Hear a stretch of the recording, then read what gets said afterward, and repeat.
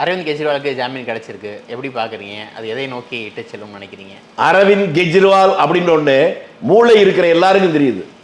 அன்றைக்கு காங்கிரஸ் ஆட்சி நடக்கிற போது அவர் செய்யாத விமர்சனமா, அவர் செய்யாத போராட்டமா? அண்ணா சாரே, அவர் அந்த ஐபிஎஸ் அந்த அம்மையார் பாண்டிச்சேரியில் இருந்தாங்களே, கிரண் பேடி, இவங்கெல்லாம், அப்புறம் ஒரு சாமியார் பதஞ்சலி, யாரு இவங்களாம் என்னென்ன பண்ணாங்க? அன்னைக்கு காங்கிரஸ் ஆட்சி என்ன இப்படி தான் பிடிச்சி உள்ள போட்டுச்சா? போலீஸ் பாதுகாப்பு கொடுத்துச்சு.